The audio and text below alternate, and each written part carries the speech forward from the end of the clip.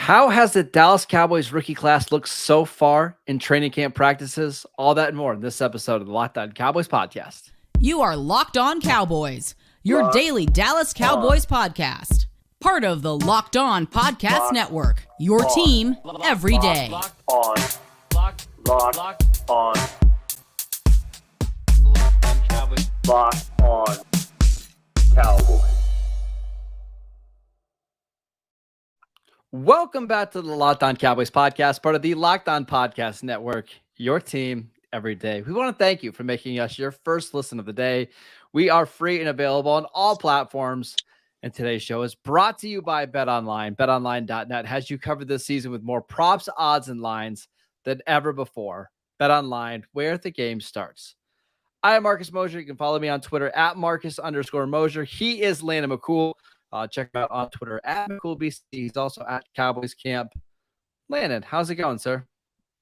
Good. On my way home from the last day of camp, I've got my media band still. I still have my cards. All these things will be thrown into a closet as souvenir. My wife will eventually yell at me to clean it out.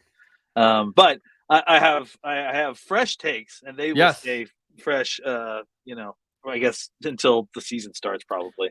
All right. So we've got a lot of notes from Friday and Saturday practice that we want to get through. But I want to just talk about the top 3 draft picks for the Cowboys so far, who these guys have all been in all the padded practices. Let's start with Tyler Smith, the Cowboys' first round pick. What have you seen from him so far in practice? I mean, so far he's on track to hopefully have a really good season. I mean, I think, I feel confident that just based on where we've seen so far that he's on his way to becoming the starter full time. I mean, right now he's rotating in with Connor McGovern, but it's clear who the better player is without a doubt. And we have to remind ourselves that at this point they're still doing installs. So it's very much a learning process. I think once it's time to start reordering things and getting the reps ready for the season, I think Tyler Smith's going to start taking the lion's share of that, and he's been outstanding out there. He's been very improved in his technique. I mean, you're still seeing it sometimes. His hands will slip; they'll get a little bit outside, but it's still, it's not like egregious like we saw at times with Tulsa. And then what you've seen is his incredible athleticism and his power. In the run game, he's been just a really powerful force, moving guys off the line. The pass game, we haven't seen enough. That's where I want to see some more of him in pass protection. But I saw today in practice, Zeke had that long screen touchdown, and that was all Tyler Smith, getting out in front of his man and just bullying him and creating a huge hole for Zeke to get through. So I mean, it's what all 3 of these guys fall into the category of. Okay, so far so good. But we got to see more. Yeah, Tyler Smith reminds me a little bit of, young Lyle Collins playing that same left guard spot, right? So big, so powerful, but much more athletic than you would think. You get him out in space, he can be a nightmare for opposing defenses. Let's go ahead and move on to Sam Williams, who I saw make a couple tackles for a loss during Saturday's practice. What have you seen from Williams? Well, I mean, I think, just to back up a little bit with Sam Williams, I think, coming in, we all envisioned a guy that, was an explosive pass rusher type, and usually with those guys, you're like, well, it's going to take them some time to kind of be a two-way player, or, it's the other way, right? They're like a really good run defender. They got to learn how to rush the passer. Rush the passer. I can't get over how strong this kid is. Really, really strong. And besides obviously being explosive and obviously the fastest defensive end, as long as we're not counting Micah Parsons. I think he's got really incredibly strong grip strength and and just power. He's able to get off blocks really well in both the run and the pass rush. I mean, again, very much heavily into this. Okay, we're trying to temper excitement here, but I mean, so far with him, it's been very good. He's winning reps, and it's not kind of in a situation where it's just one-on-one. He's a team and he's making plays, and again in both the pass and the run, and for a young defensive end to be doing that against the ones and twos, it's pretty impressive. Of the 3 rookies that we're going to talk about, I think he's the most likely to have the biggest preseason, right?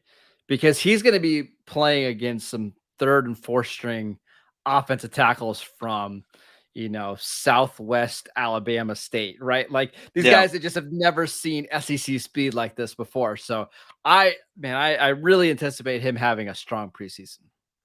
Yeah, I hope so. I mean, I think, like I said, it's the path that we all talk about. They got to perform in training camp, and then they have to be able to take it up a notch in these, and now it's not just preseason; it's these joint practices between the other teams too. I think because those are very important. So Yeah. they have to be able to take it up a level when it comes to the competitive periods with other teams versus other teams, and then obviously continue it. I think that's Mhm. the thing that we talked about as well, like being able to maintain it throughout the rest of camp, even when they get back to Dallas. That's key for all these young players. And let's talk about wide receiver Jaylen Tolbert, who missed a little bit of time during OTAs and mini camps, but back on the field. I saw he had a long touchdown on Saturday's practice. How has Tolbert looked in the week of padded practices?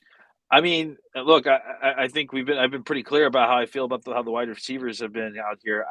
He's looked really, really good. I mean, they've been lining him up and moving him around a little bit. You see him as a Z mostly, kind of coming across. I mean, he'll line up in the slot. I mean, they're kind of formationally doing all kinds of different things. And he just has he's just very smooth, and just like easy to get open. He stacks DBs really well. When he goes deep, he just has like a natural feel of like how to get in front of them so they're chasing him. And I think has shown an ability to elevate and go get the ball a little bit. Mhm. That's the part of his game to me that reminds me of Gallup. Is that he has that kind of above the rim game that is critical, I think, for some of these guys.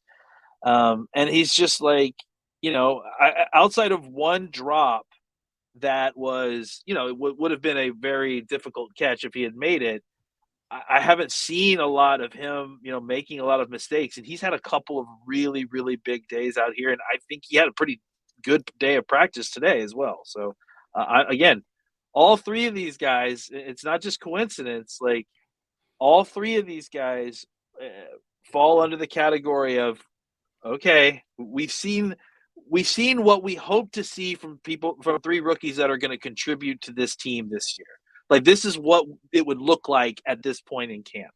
But what we need to see is, are they able to keep it up? Are they able to continue it? Are they able to Mhm. stay healthy? And are they able to train? Elevate at each stage. Elevate to competitive preseason joint practices. Elevate to the actual dress rehearsal preseason game if they do that, and then could be able to continue and maintain all the way through the preseason. We're going to talk about some other players who had strong performances on Saturday's practice because that was Friday. They had like a walkthrough or a mock game. Saturday was an actual full practice. But before we do that, I want to tell you guys about Dave. If you are living paycheck to paycheck or struggling to make ends meet, it can be really stressful when unexpected expenses come up. But Dave can help get you out of a pinch when you really need it. Dave is the banking app. They can help you get up to $500 instantly with extra cash. That is more money to fill your tank, buy a wedding gift, or catch up on bills. You can finally tackle those expenses that have been stressing you out without any hangups. There is no interest and no credit check needed. Millions of people have already downloaded the Dave app to get the financial relief that they need with extra cash. So if you're in a pinch and you need some extra help, download Dave and think of it as a helping hand from future you. Download the Dave app from the App Store right now. That is DAVE. Sign up for an extra cash account and get up to $500 instantly. For terms and conditions, go to dave.com/legal. Instant transfer fees apply. Banking provided by Evolve, member FDIC. All right, let's talk about the wide receivers, Landon, because I know you are very optimistic about some of the veteran receivers on this team. I'm maybe a little bit more pessimistic. I still think the Cowboys need to go out there and sign a veteran, just because this happens, right? We see guys have strong weeks and then they kind of fall off when the season gets here. But what have you thought about Noah Brown, Fahoku, and some of these other veteran players? Well, I mean, I think your stance there is fair. That like eventually these guys, if they fall off, you need to make sure that you have a veteran presence there. my hypothesis is that I don't see any signs of these guys falling off. That's the issue I've seen, is that consistently, day in, day out, while I was here, these all these wide receivers on some level, maybe less Turpin, but I mean he's been exciting for kind of different reasons, right? I But think he has a very set role. I don't yeah, anticipate the Cowboys using him much like a traditional receiver. no, but I mean, yeah, he's part of the room. So, Yep. but yeah, outside of that kind of exception, uh, Tolbert, who we just talked about, and then Simi Fahoku and Noah Brown. I mean, I think maybe especially Noah Brown, but really Simi Fahoku has had his just as many incredible plays and stuff that he's done, have just really just shown up and really no matter what the competition, they've been winning and making plays. They clearly have some sort of role for both of these guys. And I Quick think question: that Do you think Fahoku is an absolute lock to make the 53? I mean he's a draft pick, and he's done absolutely nothing that's made me want to cut him Well, so because far. I thought last year, he was so far behind, right? Yeah, He just wasn't ready to play, but they kept him on the 53. I kind of feel like when you're going into year 2, you need to show some big improvements and take some big steps, and it seems like he's done that so far. he's this year's Terrence Steele. I was thinking about that as I was driving. To me, he's Mm. this year's Terrence Steele in the sense that this guy got so much better between last year and this year. It's incredible. I mean, and because before, what it was is that he was this guy with all these tools, but he doesn't look. He never played or looked like a guy that He didn't had look those athletic, tools. right? Yeah, Yeah. that's what that has started to finally show up. I think adding some weight, added some oomph to his game and some momentum, and I think he's able to get off the line a lot easier than he had been in the past, and that allows him to show his speed a lot better. So, I think, look, and everyone's bombing on Diggs for that rep against Fahoku. I mean, again, the one thing I think you can pull away from that rep is that was a nice release he had, and it was an offline scrimmage, but I mean, it shows you he's a bigger guy who's still working with really kind of clean releases, and that's a new thing for him. So I think him and look, Noah Brown, I mean, just he's been all over the place. He's been having huge days each day, basically. It seems like every day he has a big catch, more than CeeDee Lamb. I mean, because CeeDee Lamb hasn't made you know amazing one-handed He's grabs or just been anything consistent, he's just been consistently scoring touchdowns and but frankly, that's what they need more than the big yeah, plays. We saw the yeah. big plays last year. The problem was they needed him to be more consistent. I'll take the consistency all day if it means less highlight plays, right? And Brown, I think, has been the guy that you've seen elevating to go up and get a catch, diving to the sideline to make a catch, secure the ball during team. So and look again, Noah Brown is not some unknown commodity. He's been on the team for 6 years. He's caught passes. I was shocked to learn that he hadn't scored at least a touchdown. Not Right. yet. So I think that there is some security in thinking that this is a different looking Noah Brown, not only physically, but I think talent wise, it feels like he's grown quite a bit. So I just wanted to talk about I think if the Cowboys, if these guys, and then we have to mention Houston, Dennis Houston, again, I think they would love to move Dennis Houston off the first team and get some of these other guys some more reps, but he has not done one bad thing since he's been here. He took that X spot, and then he's consistently done everything the way that he's supposed to do it. And so I think it's been hard for them to kind of take some of those snaps To away demote him, right?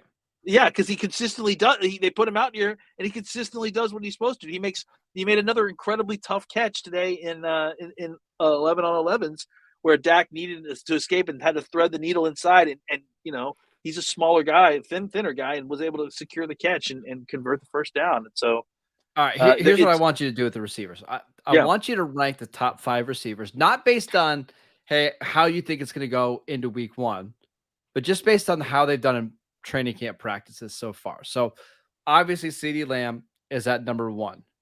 Who's at number 2 for you? I think it's just based on how I Just think they've based done on in practice. practices. Yep. So I would say like it's CeeDee Lamb, Noah Brown, Jaylen Tolbert, Fajoku. I think Brown, Tolbert, and Fajoku have been kind of very close. Yeah. Dennis Houston is actually on the back end of it, but only because he hasn't been flashy, but he's just been consistently good. I've seen flashes from the other guys. Houston, it's just he's reliable, you know.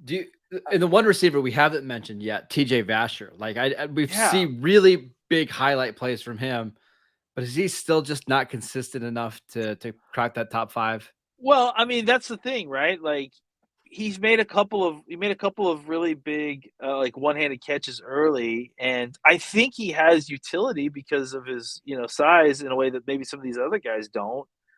But he just hasn't I haven't just noticed him as a receiver the way I've noticed the other guys, which is surprising because he was a guy that like we said shown early, and we thought maybe we'd see more of him. I wouldn't be surprised if he is having a really great camp, and I just haven't had a chance to notice him as much yet.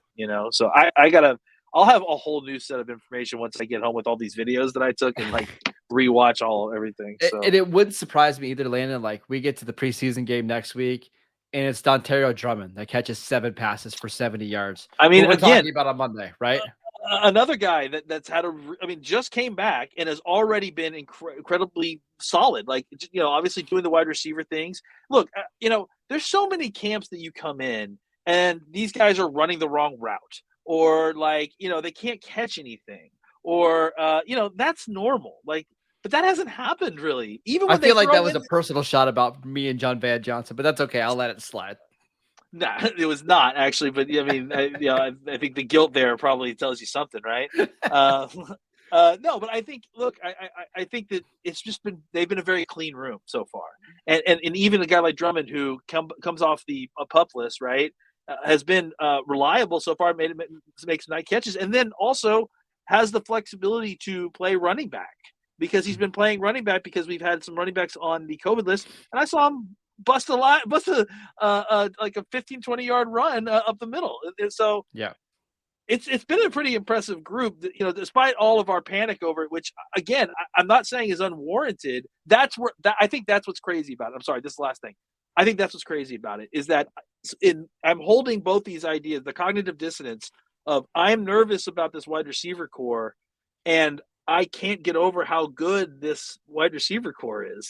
As far as down roster wide receiver, and that's why the Michael Gallup injury is so tough, because I feel like if it's a healthy CeeDee Lamb and a healthy Michael Gallup going into the season, you feel great about your 1 and 2, and now you absolutely love the depth of, hey, Noah Brown's back to being our number 4 receiver, fantastic, and now we've got 5 guys competing for the number 5 receiver spot, and I think we do need to look at this long term, right? I would think by week 8, assuming nothing else major happens, they don't have any more injuries, there's not a setback in Michael Gallup's rehab, there's a chance by week 8 we're like, oh, do you remember back in August when we were worried about the receivers? That might be something we don't even think about. Just like we do every year, you mean? Yeah, absolutely. I think that's possible. I mean, this year's wide receivers is last year's defensive tackle class, or to be fair though, they're still, I think by week 8 they could be perfectly fine and better than 5. They could be in one of the top 10 units in the league, but there's still a chance week 1, 2, and 3 are really rough for them, right? Because you're banking on one receiver and a bunch of UDFAs, basically. That's what makes the situation so fascinating, right? Is that there's easily an argument that can be made that says, if you can just survive till Gallup, let's say Gallup comes back week 3 or week 4. If you can survive those first few games with the group that you've got, which, they're teetering on that line of being good enough. We have to see again with Denver, blah, blah, blah, Chargers. But if they can survive that, then, they don't need to go get a veteran. That'd be a huge waste of money to go get a veteran wide receiver who also, would take up a roster spot and maybe not even be something you want by the end of the year. You want to play these younger guys. But that's quite a gauntlet to go through without a sure thing as your wide receiver too. So yeah, it really is like a fascinating, difficult kind of math, I think, of what they're going to do, because you could easily convince yourself, hey, let's go sign one of these guys and spend the money. It's a lot of money. You're guaranteeing his contract before week 1. But, are you willing to gamble a little bit and take a long-term view and see if you can get by with some of these kind of young, unproven guys? We'll see. I think we need to have more training camp to kind of see, but I understand why they're not necessarily rushing out to go get a wide receiver yet, unless it's the right situation. All right. We're going to talk about some other players that stood out in Saturday practice. But before we do that, I want to tell you about BetOnline. BetOnline.net is the fastest and easiest way to check in on all of your betting needs. Find all of your favorite sports and events at the #1 online source for odds, lines, and games. Find reviews and news for every league, including Major League Baseball, NFL, NBA, NHL, combat sports, esports, and even golf. BetOnline continues to be the top online resource for all of your sports wagering information, from live in-game betting, scores, and podcasts. They have you covered. Head to BetOnline today or use your mobile device to learn more about the trends in action. BetOnline, where the game starts. All right, a couple other players that had strong practices on Saturday. I'm just going to say the name. You gave me a couple of lines on what you saw. Anthony Brown. I mean, just been incredible. Just continued off where he was last year. Just had a great camp. Last year was not a fluke. J-Ron Curse. Really started to come on these last few practices. Had an incredible practice, including a pick 6 on a tip from Leighton, Vander, Esch. I just want to throw out, he's the clear leader of this defense. And there's just so many times when I'm seeing him pull guys aside or he's encouraging guys. He understands every aspect of the defense really well. What a great signing the Cowboys got with him. DeMarcus Lawrence, I think he had at least 2 sacks in team period today. He's given Terrence Steele some problems, and that, it's good. Like, let Terrence Steele work against one of the best pass rush move experts, and let him kind of see that, because I think that's where Terrence needs to grow. But back to DeMarcus Lawrence, he looks really thin. He looks really slim. They're not having to overwork him at all, because he's being able to rotate in with a bunch of other guys that they trust at times. And I'm excited for DeMarcus Lawrence this year. I really am. I think if he, can stay healthy and have a full off season without not having to deal with anything else, he looks great. I have a feeling that he is going to have a big year. Yeah, that's a poor Terrence Steele. You go against DeMarcus Lawrence on one rep, and then the very next you get Micah Parsons rushing on you. God. It's tough. Leighton Vander Esch. He's had a really good camp too. I think it's one of those things where he had a really bad year after his rookie year, and we just kind of cratered in our belief of this guy. But he's such a smart player, and he's big and he's physical. He's a different kind of linebacker, but I think he gives you options to do different kind of things. So I think the Cowboys are being smart by having a bigger group of linebackers to kind of let them play to their strengths. When you let Leighton Vander Esch play to his strengths, I think he does good things. I think he showed that today with that tip pass that was a pick 6. Jonathan Garbe, or the kicker from Texas Tech. Get him out here. It's just time. Like, just get rid of him. Let's go get another young kicker maybe to try out. Look, I'm on board with getting a younger guy, because I think that's the only way you get a truly good kicker, is that you develop a young guy. And I understand why they want a Garbe or whatever, but I mean, look, a whole week of being like 50% at field goals is like not great, Bob. So yeah, I think you got to go get someone for kicking, so another person for competition. And last one, Ezekiel Elliott. Do you want to hear about this one? I do, because I actually saw him have a really nice. They were doing one-on-one drills with linebackers, and he had a really nice reception down the field that I saw.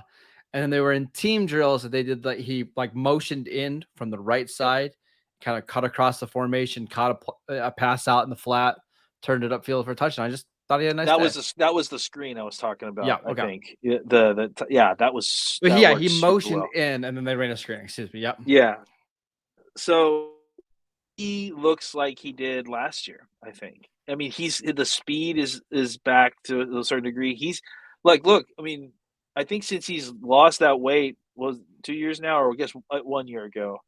I would have no Yeah, idea about that stuff. Yeah, go ahead. yeah, I'm sure you don't have some sort of tracking device on his weight. He's been at all these practices. He's been able to get to the corner and turn it still. So he's still back to that kind of level of quickness. I'm hoping that we see more of early season last year's Zeke, because that was when you got both him and Pollard going, man. And the offensive line, the run game is blocking back where it needs to be. It just makes things so much easier for the pass game. A good example of that is the Chargers game in week 2. That's when Exactly. I think both, because remember, Pollard actually had an injury at the end of the year that cost him a game, right? Where he wasn't healthy. But I think that week 2 is where you saw both guys kind of at their peak. It'd be nice if they could both, do that for a long period of time this season. We'll see. All right, that is it for today's show. Thank you for making Locked On Cowboys your first listen to today. We want to tell you guys about Locked On Fantasy Football. We should make it your second listen. Vinny Iyer does a fantastic job over there. He brings over 20 years of NFL expertise and a unique angle to give you the moves no one else has. Get ready for your fantasy draft with Locked On Fantasy Football today. You can follow Locked On Cowboys wherever you get your podcasts. You can check us out on YouTube. You can check us out on Twitter, podcasts, wherever you get podcasts. You guys know by now. Follow Leighton at McCoolBCB. I am at Marcus _Mosher. Cowboys have a practice on Monday. I'm sure we'll talk about it then. See you guys later.